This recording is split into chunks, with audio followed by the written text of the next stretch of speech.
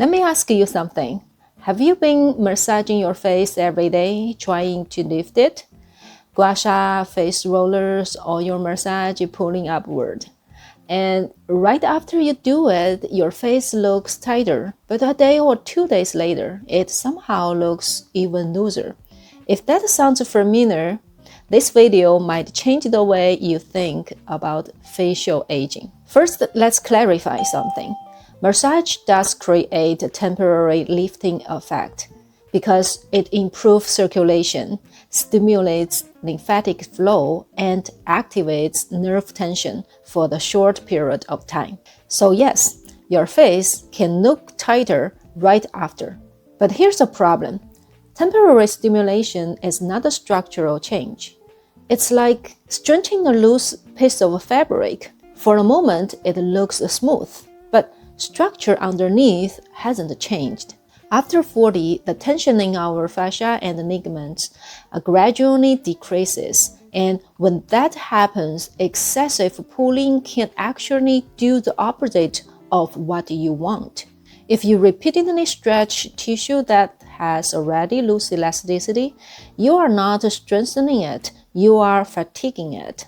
Think about a loose rubber band. If you keep pulling it harder every day, does it become tighter? No, it becomes weaker. And this is especially important if your facial pattern is fat descent dominant or fascia laxity dominant. In those cases, aggressive massage can actually accelerate downward movement. So the problem was never that you weren't trying hard enough. The problem is using stimulation to solve a structural issue. More pressure doesn't mean more lift. More repetitions doesn't mean better results. The real key is direction. Some faces need structural support, some need repositioning, and some may need tension restoration. But none of them requires aggressive pulling. So if you've been working harder and harder but still feel like your face is getting looser, you didn't fail. The direction was just wrong. I placed the structural self-assessment in the comments. Identify your dominant pattern first, then you can treat your face the right way. Remember this, it's not about force, it's about direction. Now, let me explain one of the most common and most damaging mistakes people make. You may have heard of something called fat-breaking massage or pinching massage for weight loss. Some people believe that by aggressively pressing or kneading fat, especially on the arms, waist, or thighs, they can break up fat and make the area slimmer. And to be fair, on the body, this kind of massage can sometimes create a slimming effect. Why? Because it can improve local circulation, reduce fluid retention, and soften the tissue. So visually, the area may look a bit tighter or slimmer. But here's a critical point that many people don't realize. Body fat and facial fat are completely different. Body fat is mainly storage fat. The layers are thicker, larger, and designed to store energy. But facial fat is not just the storage. Facial fat is actually part of structural architecture of the face.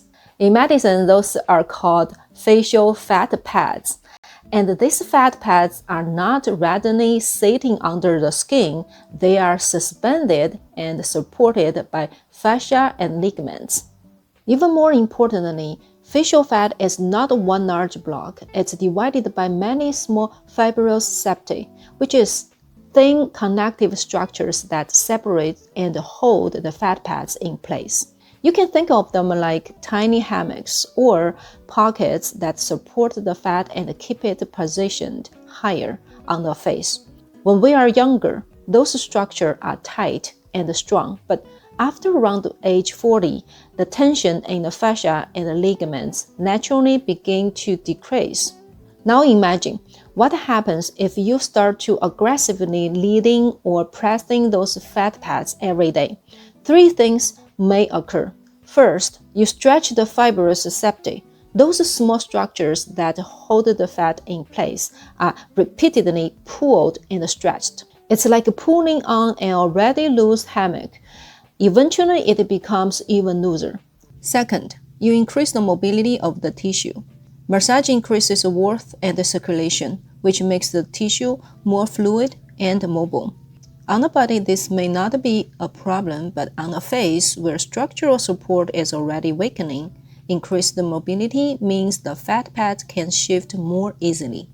And third, gravity is always pulling downward.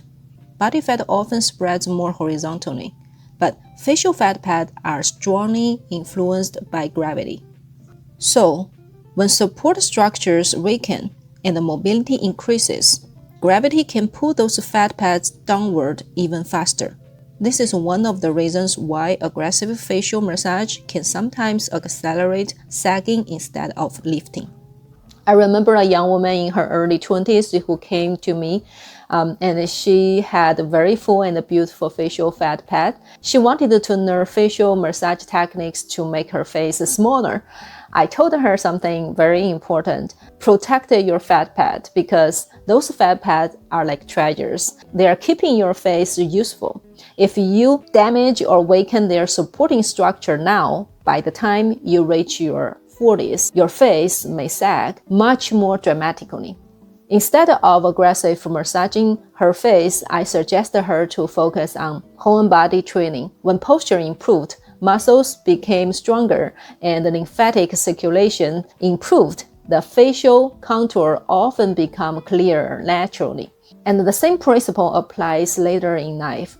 Many women in their 50s, 60s who still maintain healthy amount of facial fat often has fewer wrinkles. But when people try too hard to lose facial fat, the face can suddenly look hollow and collapsed.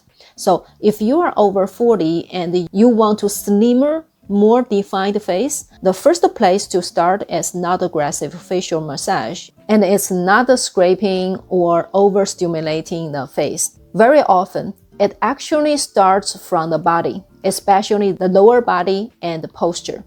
For today, we will stop here. In the next video, I will explain where facial lifting really begins. There will be a lot of practical techniques, so make sure you don't miss it out. If you haven't watched the first two videos in this series, go back and check them out. And don't forget to take the structural self-assessment. The link is in the comments. Once you understand your facial patterns, you can finally start training in the right direction. I will see you in the next video.